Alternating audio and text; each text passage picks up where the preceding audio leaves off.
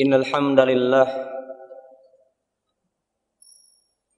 nahmaduhu wa nasta'inuhu wa nastaghfiruh wa na'udzu billahi min shururi anfusina wa sayyiati a'malina may yahdihillahu fala mudilla lahu wa may yudlilhu fala hadiya lahu wassalatu wassalamu ala Rasulillah wa ala alihi wa ashabihi wa man tabi'a hudahu ila qiyamis sa'ah, amma ba'd. Para hadirin hadirat kaum muslimin dan muslimat yang dimuliakan oleh Allah Subhanahu wa taala. Assalamualaikum warahmatullahi wabarakatuh. Segala puji dan syukur kita lantunkan di hadapan Allah Subhanahu wa taala.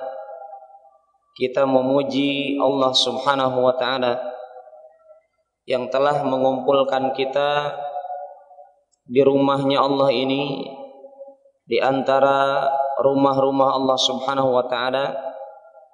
Kita berniat karena Allah Subhanahu wa taala untuk memakmurkan rumah Allah ini dengan mengisi kajian setelah salat maghrib berjamaah.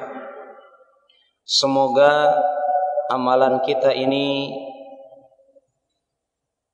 dipandang oleh Allah Subhanahu wa taala, dilihat oleh Allah Subhanahu wa taala sebagai bentuk amalan ibadah, amalan yang bisa menjadi sarana untuk meraih cinta dan ridha Allah Subhanahu wa taala. Para hadirin dan hadirat, di malam hari ini kita akan membahas salah satu kitab ensiklopedia adab Islam. Dan malam ini kita akan membahas etika di dalam persaudaraan karena Allah Subhanahu wa taala. Kita tahu masing-masing kita bersaudara,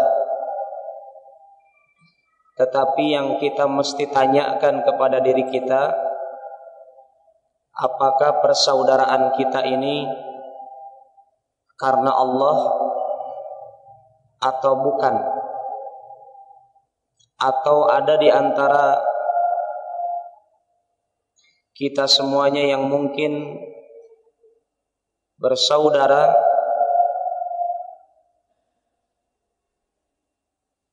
tetapi tendensinya adalah bukan karena Allah Subhanahu wa taala. Maka penting kita ingat kembali firman Allah Subhanahu wa taala dalam surat Ali Imran ayat 103. Allah Subhanahu wa taala berfirman, "Wadhkuru ni'matallahi 'alaikum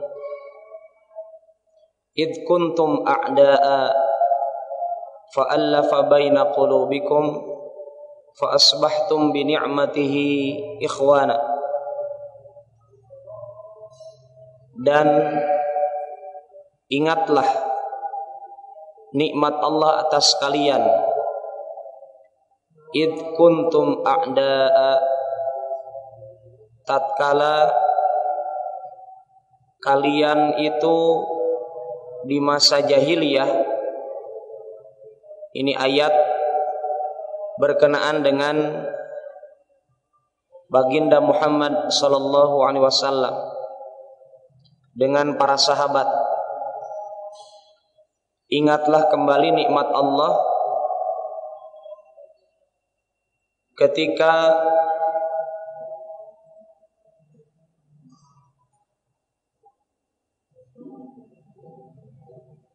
di masa jahiliyah artinya sebelum para sahabat masuk Islam, mereka ini bermusuh-musuhan. Dan kita tahu para jamaah, Islam datang untuk menghapuskan kejahilan. Dan di antara bentuk kejahilan ini adalah bermusuh-musuhan. Dan kita tahu orang-orang kafir Quraisy terkenal dengan kebiasaan mereka berperang, tapi perangnya tidak Islami. Ini maksudnya apa? Kalau orang konteks saat ini mungkin istilahnya adalah tawuran, ya, tawuran. Dan itu menjadi kebiasaan mereka sebelum datangnya ajaran Islam. Ketika Islam datang, kita dapatkan mereka ini diberikan kelembutan. Allah katakan fa'allafa baina qulubikum, maka Allah lembutkan hati mereka, sehingga mesti kita pahami kalimat lembutnya di sini ketika hati para sahabat awalnya keras. Karena apa? Karena permusuhan di antara mereka, karena peperangan yang terjadi di antara mereka, bukan karena Allah. Bukan karena Allah. Maksudnya apa? Saya ingin mengingatkan kepada kita semuanya, kalau dalam surat At-Taubah atau surat Al-Anfal atau surat Muhammad atau surat Al-Fath yang disebutkan di dalamnya tentang ayat-ayat berperang, maka mesti kita pahami konteksnya adalah perang tidak mungkin dengan bentuk kelembutan. Maka konteks di sini adalah ikhwan, para jamaah dan ikhwan dan akhwat, Allah melembutkan hati para sahabat setelah mereka merasakan nikmatnya Islam. Bentuk kelembutannya apa? Adalah mereka bersaudara. Maka Allah katakan di kalimat setelahnya, fa asbahtum bi ni'matihi ikhwana, maka jadilah kalian dengan nikmat persaudaraan ini, dengan nikmat Allah ini menjadi bersaudara. Artinya peperangan itu sebabnya jelas kalau perangnya yang Islami, ya. Berjihad di jalan Allah tetap ada, sebagaimana yang disabdakan oleh Rasulullah SAW, la hijrata ba'dal fathi walakin jihadun wa niyatun. Tidak ada hijrah setelah pembebasan kota Makkah. Yang ada adalah berjihad, dan yang ada adalah memperbaiki niat, ya. Dan kita telah dapatkan penjelasan para ulama, jihad di sini adalah jihad dengan ilmu dan jihad dengan pedang, ya. Jihad dengan ilmu untuk menghancurkan serangan dari orang-orang munafik ketika mereka memberikan kepada kita pemikiran, pemahaman, virus-virus yang tidak Islami, pemahaman yang tidak benar. Maka berjihad dengan ilmu.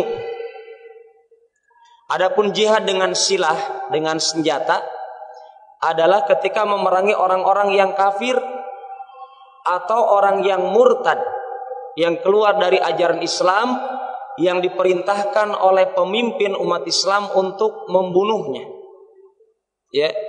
Adapun kata Imam Al-Utsaimin rahimahullah ta'ala, berperang, berjihad dengan ilmu itu lebih berat tantangannya dibanding berjihad dengan menghunuskan pedang. Karena berapa banyak umat Islam terkena serangan ilmu yang menyesatkan dibandingkan umat Islam yang dibantai dengan pedangnya orang-orang non-Islam. Korban-korban Ghazwul Fikri, korban-korban pembantaian, peperangan urat saraf, lebih banyak korbannya dibandingkan korban-korban yang dibantai dengan pedang, dengan senjata senjata peperangan. Kenapa? Kita dapatkan realita, ikhwan. Kita bukan membahas orang lain, kita sedang membahas diri kita. Apa itu? Di televisi, bagaimana ceramah yang tidak islami menghapuskan pemahaman yang benar. Di televisi, program-program yang tidak mendidik, tidak berajaran Islam, mencekoki diri kita, anak-anak kita, istri kita, keluarga kita. Di surat kabar, bahkan di mana saja kita berada, kita dapatkan umat Islam diseret untuk mengikuti hal tersebut, arus Ghazwul Fikri. Ya, maka pantas kalau Rasulullah mengatakan kalau sering berbohong, Rasulullah sudah mengabarkan cirinya orang munafik adalah berbohong. Karena orang beriman tidak pernah berbohong. Ya, orang beriman adalah orang yang jujur. Al-imanu huwa tasdiq. Iman itu adalah kejujuran. Ya, maka kita dapatkan Nabi Muhammad sebelum diutus menjadi nabi dan utusan Allah, beliau mendapatkan julukan Al-Amin, yang jujur. Sebelum menjadi nabi. Iya, karena jujur itu bagian daripada karakter orang beriman. Idza hadatsa kadzaba wa idza wa'ada akhlafa. Wa idza wa'ada akhlaf. Kalau dia berjanji berdusta. Ada orang beriman janji, saya akan melunasi hutang tanggal 5. Kemudian tatkala diingatkan, oh belum bisa diundur lagi. Padahal dia sanggup untuk melunasi hutangnya. Maka diingatkan dengan sabda Rasulullah SAW, orang yang sanggup melunasi hutang, matlul ghani dhulmun, orang yang sanggup melunasi hutang kemudian dia tidak membayar hutangnya, maka orang tersebut orang yang zalim. Orang yang zalim. Ya, kenapa zalim? Karena dia sanggup kemudian dia tidak melaksanakan. Ya, ini adalah ciri orang munafik.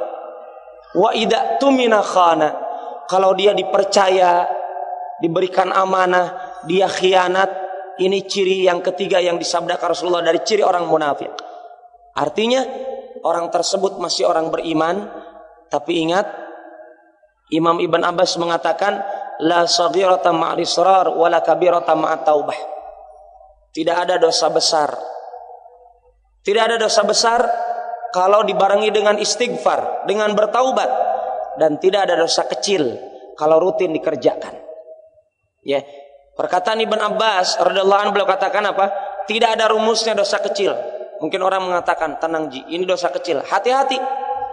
Orang berbohong itu bukan dosa kecil, dosa besar.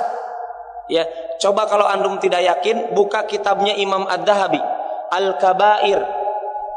Dosa-dosa besar salah satunya berbohong. Ya, berbohong itu Al-Kabair, mesti dituntut bertaubat kepada Allah. Maka ciri orang munafik tadi kita katakan apa? Kalau dia berkata berbohong, ya, dipercaya khianat, ya. Kalau dia apa? Kalau berjanji dia khianati. Kalau dipercaya dia juga khianati. Maka hati-hati dengan karakter orang yang seperti itu. Tidak pantas kita jadikan teman, kecuali kita jadikan dia apa? Sarana kita ibadah. Ikhwan, apa maksudnya saya katakan sarana ibadah? Datangi dia, ingatkan dia. Jangan berbohong, akhi. Berbohong itu ciri bukan orang beriman. Ya, khianat itu bukan ciri orang beriman. Dan khianat dan berbohong itu dosa besar, bukan dosa kecil. Apa maksudnya Ustaz? Maksudnya orang berbohong itu, orang berkhianat itu, dosanya tidak sanggup dihapus dengan kata istighfar saja.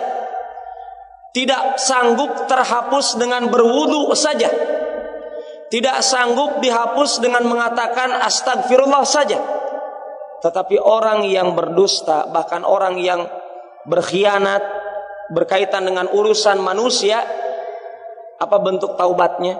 Selain dia berjanji di hadapan Allah tidak mengulanginya, dia menyesal dan dia mesti mengembalikan hak sesama haknya sama manusia kalau diambil. Itu baru diterima taubatnya oleh Allah Subhanahu wa taala.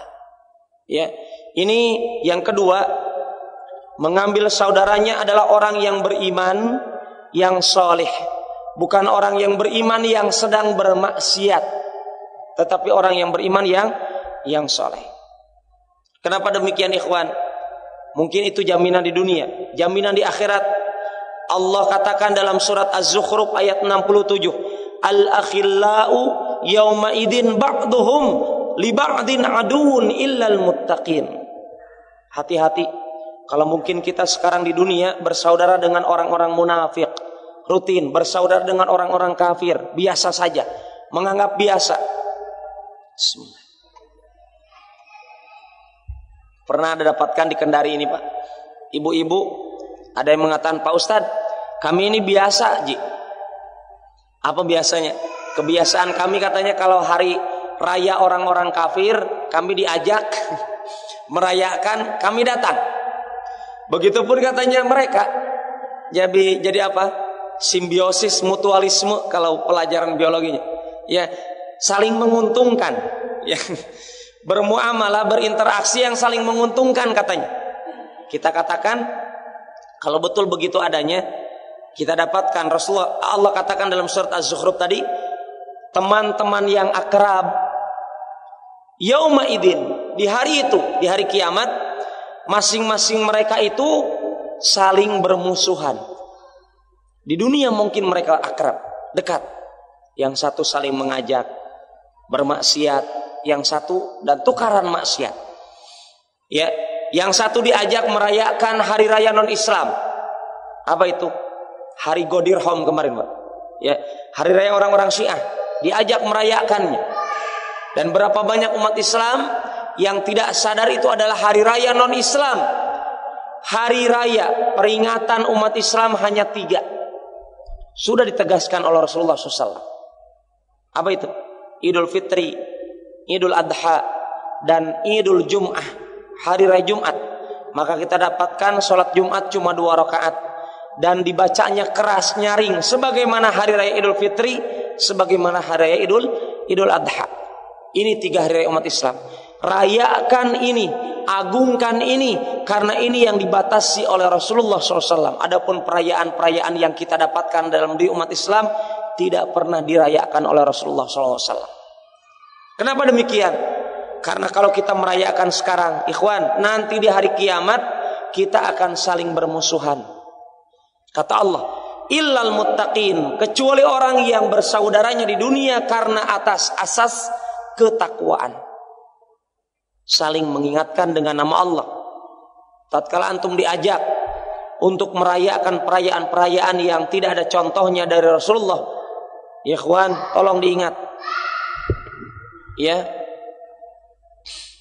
kalau kita diajak untuk perkara-perkara yang tidak ada contohnya dari Rasulullah, kemudian saudara kita mengatakan, Pak Ustadz, ataupun akhi, ataupun Pale, ini yang memerintahkan ini Ustadz loh, Habib loh, Kiai loh. Ya, kita katakan yang dilihat bukan ustadznya. Jangankan ustadz sekarang, Imam Syafi'i sekalipun, Imam Malik sekalipun, Imam Ahmad sekalipun, Imam Abu Hanifah sekalipun, Imam Malik mengatakan, qauli radun wa mardudun illa sahibu hadal qabr. Perkataanku ini ditolak, kadang menolak, kecuali perkataan pemilik kuburan ini, sambil beliau tunjukkan kuburannya Rasulullah Sallallahu Alaihi Wasallam. Artinya perkataan ulama, baik itu sahabat, baik itu tabiin, tabiut tabiin, baik itu orang setelahnya sampai hari kiamat, innalillahi wa inna ilaihi.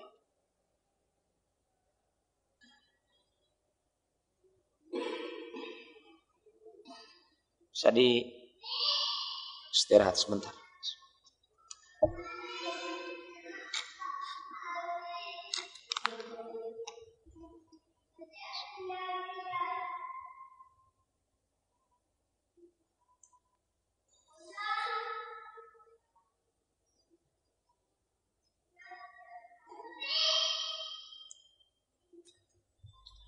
Bismillah wassalatu wassalamu ala Rasulullah wa ala alihi wa ashabihi wa mawala amma ba'd. Sepertinya An-Nur ini mesti beli apa Pak? Jet set. Insyaallah kita beli insyaallah. Ya, untuk sarana dakwah. Taib. Ini yang kedua, jangan mencari teman kecuali orang beriman yang baik. Ya. Karena orang beriman tidak maksum, selain para nabi dan rasul tidak ada yang terjaga amalannya. Artinya, tolong ikhwan, kalau antum berteman dengan buku para ulama, juga jangan ditelan mentah-mentah. Perkataan para ulama tidak seluruhnya benar. Ya, perkataan para ulama selain nabi dan rasul tidak seluruhnya benar. Artinya apa? Kita melihat ulama, kita hormati karena keulamaan mereka. Tetapi apa? Saya ingat perkataan Dr. Sibti, salah seorang ustaz dari Saudi. Beliau ahli tafsir, pernah mengajar anak di Libya. Beliau katakan apa? Ikhwan, ya, melihat ulama itu seperti ini. Prinsipnya apa? Al-haqqu ahabbu ilaina min kulli syai'. Ya. Wal ulama nuhibbuhu, walakinnal haqq ahabbu ilaina min ulama'ina. Kebenaran itu lebih kita cintai dari segala sesuatu. Kenapa? Karena Allah katakan al-haqqu mir rabbik. Kebenaran itu datangnya dari Allah. Maka kita katakan kita cintai kebenaran melebihi segala sesuatu. Kenapa? Karena kalau kebenaran tersebut betul-betul benar datangnya dari Allah. Kita katakan, kata beliau, nahnu nuhibbul ulama. Kita mencintai ulama. Walakinnal haqqa ahaqqu ilaina min ulama'ina. Tetapi kita mencintai kebenaran lebih kita cintai daripada kecintaan kita kepada ulama kita, kepada ustadz kita, kepada kiai kita, kepada habib kita, kepada masyayikh kita. Kenapa? Artinya kalau kita melihat ulama kita berkata dengan perkataan Allah, perkataan Rasulullah dengan pemahaman yang benar, maka ikuti itu karena datangnya dari Allah. Tetapi kalau menyelisihi, maka jangan pernah diikuti. Kemudian yang ketiga, mencintai makhluk Allah, mencintai saudara kita, baik ibu-ibu, baik bapak-bapak, baik ikhwan, baik akhwat, cintai saudara kita karena Allah. Kenapa? Beliau katakan, cinta kalau tujuannya duniawi, dia akan hilang seiring hilangnya tujuan tersebut. Contoh, ada orang mencintai saudaranya karena saudaranya ini sering menyiapkan makanan. Maka rumusnya gampang. Rumusnya gampang apa? Tatkala saudaranya tersebut tidak menyiapkan makanan, maka dia tidak akan mendatangi saudaranya. Tetapi tatkala saudaranya ada makanan, maka dia akan mendatangi itu saudara. Kenapa? Karena dengan itu terdeteksi dia terkena virus cinta makanan. Dan ini jelas ikhwan, mengingatkan kita semuanya, perbaiki niat, kata beliau. Kalau betul antum bersaudara karena Allah, jangan karena tendensi dunia, karena kalau sering berbohong, Rasulullah sudah mengabarkan cirinya orang munafik adalah berbohong. Karena orang beriman tidak pernah berbohong.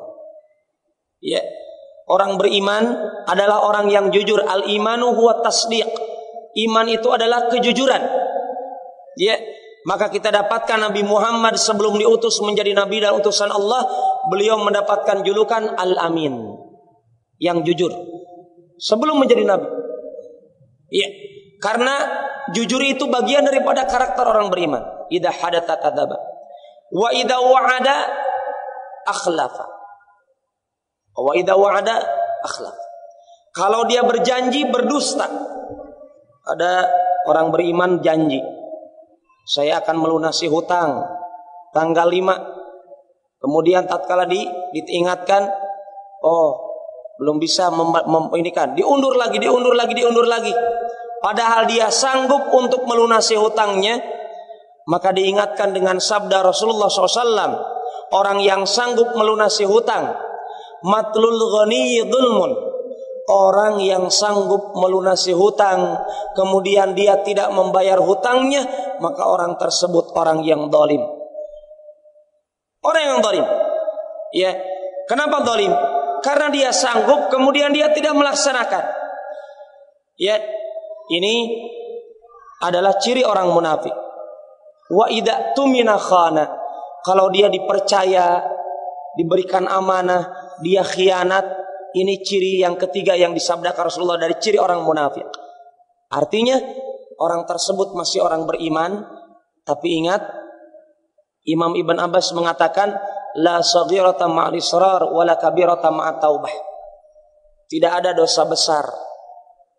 Tidak ada dosa besar kalau dibarengi dengan istighfar, dengan bertaubat, dan tidak ada dosa kecil kalau rutin dikerjakan. Ya, perkataan Ibn Abbas radhiyallahu anhu, beliau katakan apa? Tidak ada rumusnya dosa kecil. Mungkin orang mengatakan, tenang Ji, ini dosa kecil. Hati-hati. Orang berbohong itu bukan dosa kecil, dosa besar. Ya, coba kalau antum tidak yakin, buka kitabnya Imam Ad-Dhahabi, Al-Kabair. Dosa-dosa besar salah satunya berbohong. Ya, berbohong itu Al-Kabair, mesti dituntut bertaubat kepada Allah. Maka ciri orang munafik tadi kita katakan apa? Kalau dia berkata berbohong, ya, dipercaya khianat, ya. Kalau dia apa? Kalau berjanji dia khianati. Kalau dipercaya dia juga khianati. Maka hati-hati dengan karakter orang yang seperti itu. Tidak pantas kita jadikan teman kecuali kita jadikan dia apa? Sarana kita ibadah.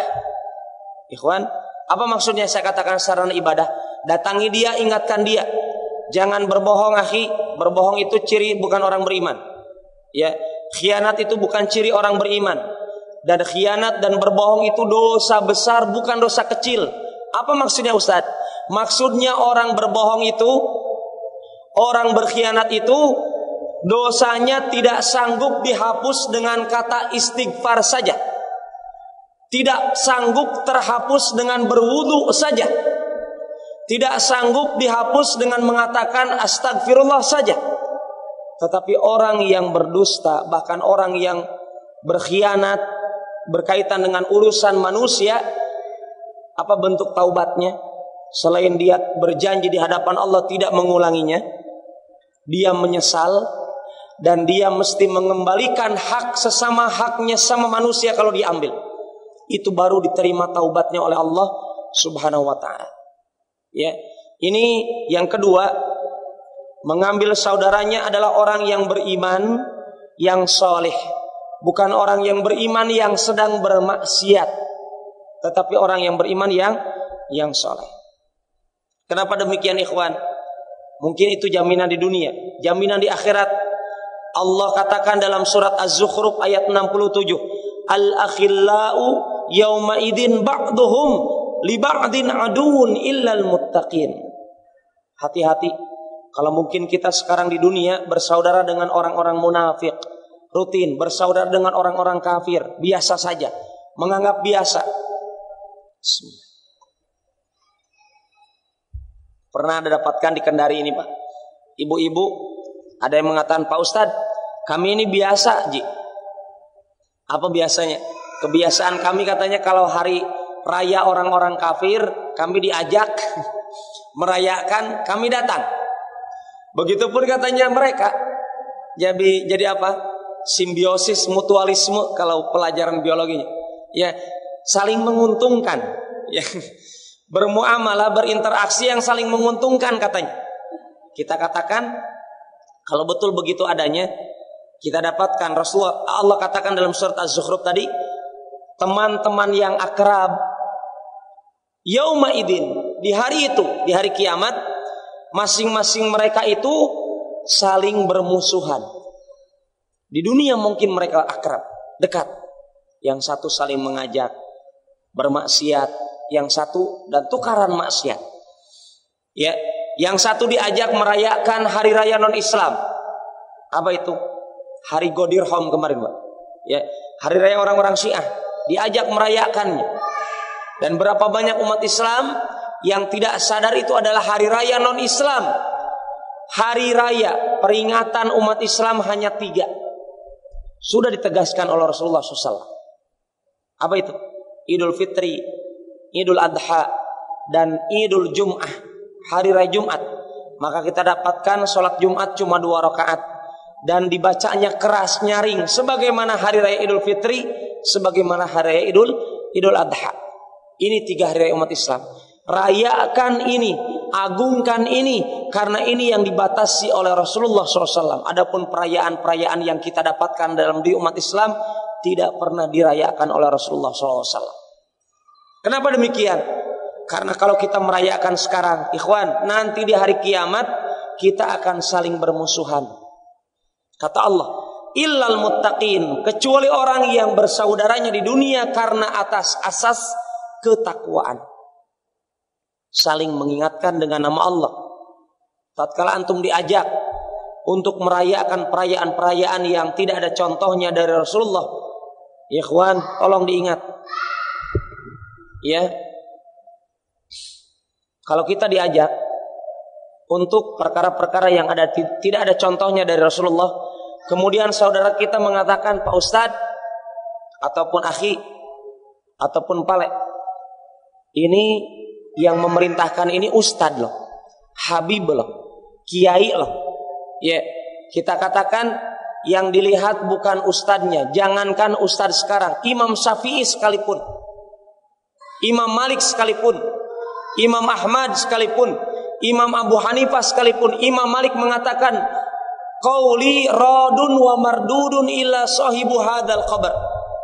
Perkataanku ini ditolak kadang menolak, kecuali perkataan pemilik kuburan ini, sambil beliau tunjukkan kuburannya Rasulullah Sallallahu Alaihi Wasallam. Artinya perkataan ulama, baik itu sahabat, baik itu tabi'in, tabi'ut tabi'in, baik itu orang setelahnya sampai hari kiamat, innalillahi wa inna ilaihi.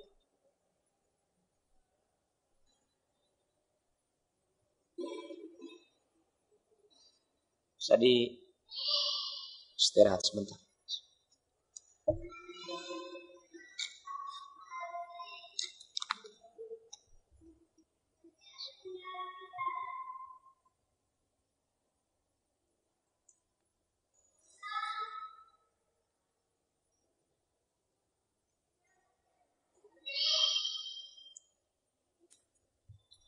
Bismillah wassalatu wassalamu ala Rasulullah wa ala alihi wa ashabihi wa mawala amma ba'd. Sepertinya An-Nur ini mesti beli apa Pak? Jet set. Insyaallah kita beli insyaallah. Ya, untuk sarana dakwah. Baik. Ini yang kedua, jangan mencari teman kecuali orang beriman yang baik. Ya.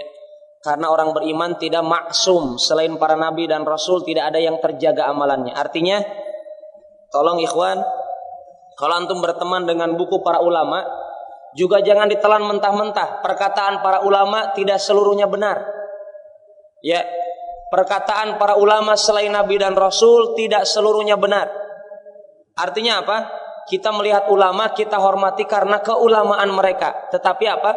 Saya ingat perkataan Dr. Sibti, salah seorang ustadz dari Saudi.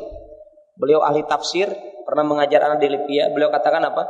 Ikhwan, ya, melihat ulama itu seperti ini. Prinsipnya apa? Al-haqqu ahabbu ilaina min kulli syai'. Ya. Wal ulama nuhibbuhu walakinnal haqq ahabbu ilaina min ulama'ina. Kebenaran itu lebih kita cintai dari segala sesuatu. Kenapa? Karena Allah katakan al-haqqu mir rabbik. Kebenaran itu datangnya dari Allah. Maka kita katakan kita cintai kebenaran melebihi segala sesuatu. Kenapa? Karena kalau kebenaran tersebut betul-betul benar datangnya dari Allah. Kita katakan, kata beliau, nahnu nuhibbul ulama. Kita mencintai ulama. Walakinnal haqqa ahaqqu ilaina min ulama'ina. Tetapi kita mencintai kebenaran lebih kita cintai daripada kecintaan kita kepada ulama kita, kepada ustadz kita, kepada kiai kita, kepada habib kita, kepada masyayikh kita. Kenapa? Artinya kalau kita melihat ulama kita berkata dengan perkataan Allah, perkataan Rasulullah dengan pemahaman yang benar, maka ikuti itu karena datangnya dari Allah. Tetapi kalau menyelisihi, maka jangan pernah diikuti. Kemudian yang ketiga, mencintai makhluk Allah, mencintai saudara kita, baik ibu-ibu, baik bapak-bapak, baik ikhwan, baik akhwat, cintai saudara kita karena Allah. Kenapa? Beliau katakan, cinta kalau tujuannya duniawi, dia akan hilang seiring hilangnya tujuan tersebut. Contoh, ada orang mencintai saudaranya karena saudaranya ini sering menyiapkan makanan. Maka rumusnya gampang. Rumusnya gampang apa? Tatkala saudaranya tersebut tidak menyiapkan makanan, maka dia tidak akan mendatangi saudaranya. Tetapi tatkala saudaranya ada makanan, maka dia akan mendatangi itu saudara. Kenapa? Karena dengan itu terdeteksi dia terkena virus cinta makanan. Dan ini jelas ikhwan, mengingatkan kita semuanya, perbaiki niat, kata beliau. Kalau betul antum bersaudara karena Allah, jangan karena tendensi dunia, karena oleh saudara antum. Diri kita akan diukur oleh saudara kita. Ya, karena Allah katakan apa? I'malu, berbuatlah kalian di dunia. Kenapa ya Allah? Kami diperintahkan untuk berbuat. Fasayarallahu amalakum wa rasuluhu walladzina amanu. Karena Allah akan melihat amalan kalian. Demikian juga Rasulullah akan melihat amalan kalian. Dan orang-orang beriman juga akan menjadi saksi atas amalan kalian. Maka kalau kita berbuat mencintai saudara kita karena urusan dunia, kelihatan. Tatkala dunia yang dia raih, yang ingin dicapai oleh diri kita dari saudara kita, tidak ada itu, maka persaudaraan kita berhenti. Ya, adapun percintaan diri kita dengan saudara kita karena Allah, mau ada dunianya mau tidak tetap ada. Karena Allah tetap ada ikhwan. Kalau dunia di tangan saudara kita kadang ada, kadang tidak, betul tidak? Betul itu. Tetapi kalau persaudaraan kita karena Allah, kalau betul saudara kita itu ikhlas karena Allah mencintai kita, maka ingat Allah akan senantiasa ada. Dan kalau betul kita persaudaranya karena Allah dengan saudara kita, maka Allah akan memperkuat jalinan persaudaraan diri kita dengan saudara kita. Fa ikhwani fillah, bahkan penulis mengatakan kebanyakan cinta yang karena tendensi bukan karena Allah akan berakhir dengan permusuhan. Orang yang cintanya bukan karena Allah akan berakhir dengan permusuhan. Cinta karena harta, cinta karena tahta, jabatan, kedudukan, cinta karena wanita, kecantikan dan ketampanan. Coba antum cinta akhwat atau akhwat cinta ikhwan karena ketampanannya, karena kecantikannya. 10 tahun ke depan itu cantiknya sudah berubah, tampannya sudah berubah. Kita lihat orang-orang pacaran saat ini, ya, cinta monyet. Kita lihat bentuknya, betul-betul kayak monyet. Apa itu? Gak jujur. Ya, terbatas cintanya, sebatas usianya, sebatas kecantikannya, sebatas kekayaannya, sebatas kedudukannya. Maka kalau kita lihat diri kita ikhlas karena Allah, mencintai orang karena Allah, maka ada berita gembira dari Allah lewat lisannya Rasulullah. Apa kata Rasulullah? Au taqaural iman. Tali ikatan iman yang terkuat itu apa ya Rasulullah? Apa kata Rasulullah? Al-muwalatu fillah, wal mu'adatu fillah, wal hubbu fillah, wal bughdu fillah. Ya, loyalitas karena Allah, ya, bermusuhan karena Allah, cinta karena Allah, benci karena Allah, itu tali ikatan paling kuat. Maka kita dapatkan.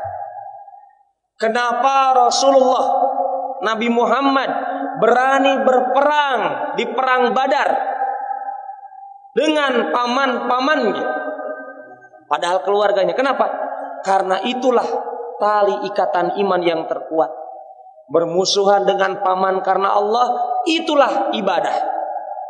Mencintai seseorang karena Allah, itulah ibadah. Maka kalau ada saudara bersaudara karena dunianya, karena hartanya, itu bukan ibadah. Bukan ibadah. Kalau betul antum inginkan niatnya bersaudara karena Allah, caranya masih seperti ini. Cintai saudara kita bukan karena kekayaannya, tetapi karena dia taat kepada Allah. Mungkin kita mencintainya karena dia kita dapatkan lebih taat dari kita, menjadi contoh suri tauladan bagi diri kita. Maka kita dekati orang tersebut bukan karena hartanya, bukan karena ketampanannya. Maka kita dapatkan umat Islam, orang beriman sangat cinta kepada Bilal bin Rabah.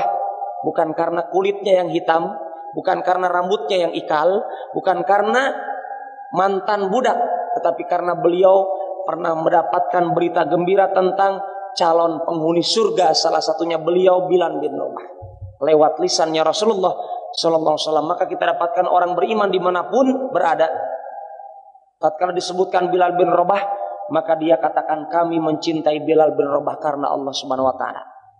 Maka jalinan ikatan keimanan, cinta karena keimanan, cinta karena Allah, walaupun orang tersebut tidak pernah berjumpa dengan Nabi Muhammad, subhanallah, belum pernah berjumpa dengan para nabi dan rasul, dengan para sahabat, dengan para tabi'in, dengan para tabi'ut tabi'in, maka kalau cintanya karena Allah, maka itu yang menjadikan sebab berita gembira dari Rasulullah SAW. Al-mar'u ma'aman ahabba. Seseorang bersama yang dia cintai.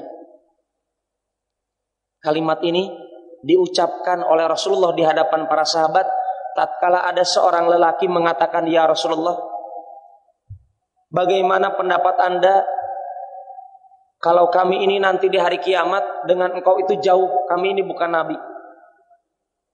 Apa kata Rasulullah? Al-mar'u ma'aman ahabba. Kalau engkau mencintai aku, kata Rasulullah, kalau kita mencintai Nabi Muhammad, walaupun kita jauh ya ikhwan, 1435 Hijriyah, iya, dan lebih, kita tidak pernah berjumpa dengan Rasulullah, tapi kita ingat kita mencintai Nabi Muhammad karena Allah, maka kita akan mendapatkan berita gembira, kata Rasulullah, orang itu bersama ya ikhwan, bersama yang dicintai. Maka Anas bin Malik beliau katakan, alhamdulillah, walaupun amalanku, kata Anas bin Malik, tidak setinggi amalan Abu Bakar, amalan Umar, tetapi aku mencintai Abu Bakar dan Umar.